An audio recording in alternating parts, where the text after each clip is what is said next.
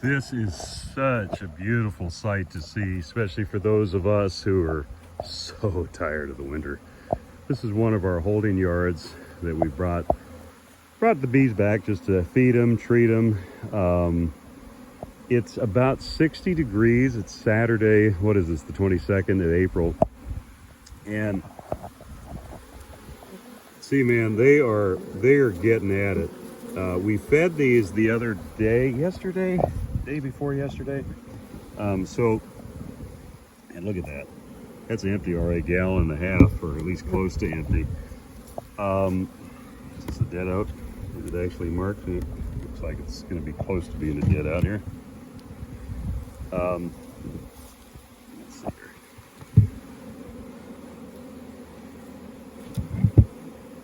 here. Anyways, the point, this one needs a feeder.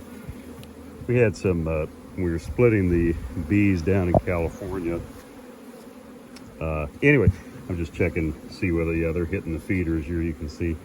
As I was saying before, I'm getting distracted here, but this is the old colony, i.e. old colony. We split the box or the hives in half down California, but they all received queen cells. So they're all this year's queens. So that's why we're not seeing much activity, if any, in the top box. But this is the first day, really, since they've been back, that's been mild. It's 60, and they are just going wild. And it's so wonderful to see that. But anyways, it's been a long, it's a dead out. Go figure, I should say. It's been a long winter, and I think it's safe to say all of us are so excited to just see the bees being active, being themselves. Go figure. One thing that I was going to make mention of too, there's been a couple of people reach out that have picked up nukes that have been concerned. Keep checking dead outs. No wonder they look horrible. Anyways, a couple of people contact us. That's got to be a dead out. Here's another thing. When assessing hives, just paying attention to the entrance. Like, look at this one here. So you see a bunch of activity, barely any activity. And so to me, that warrants that I want to check the one that has little activity to see what's going on. And sometimes it can be genetics. Other times it can be that that one's obviously way weaker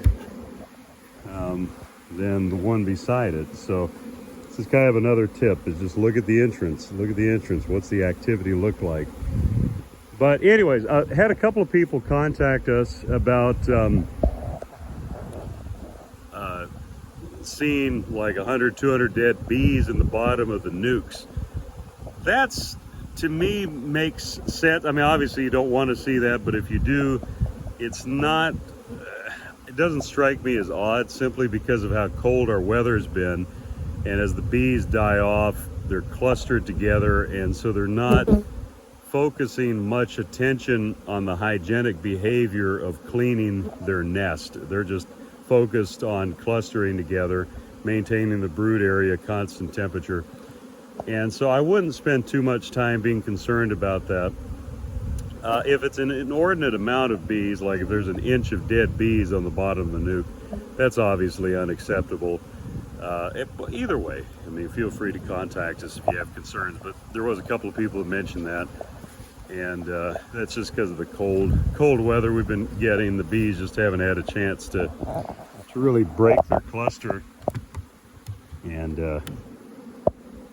do what bees do. What's the story with this one here? Why is that not wanting to close? Anyway, bees haven't been able to break cluster and just, be hygienic. That's a dead out. Gotta come out here and get the dead out sorted. Like I said, these are just all hives that came in. I think it was one of the truckloads came in, and it was kind of interesting. Go over here and see what all this activity is.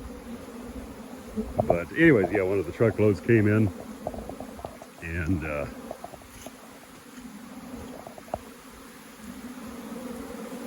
do. Party going on over here. Interesting. I didn't put my gloves on, and they are really liking attacking my phone, and my hand happens to be in the way of that. What I would guess is going on here is probably a virgin queen that didn't. I gotta walk out of here. There's a fair amount of them that want a piece of me, and not a good piece either.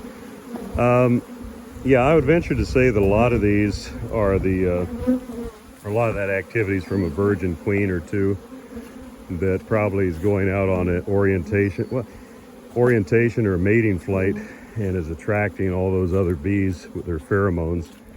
Kind of a quote-unquote fake swarm. For those of you that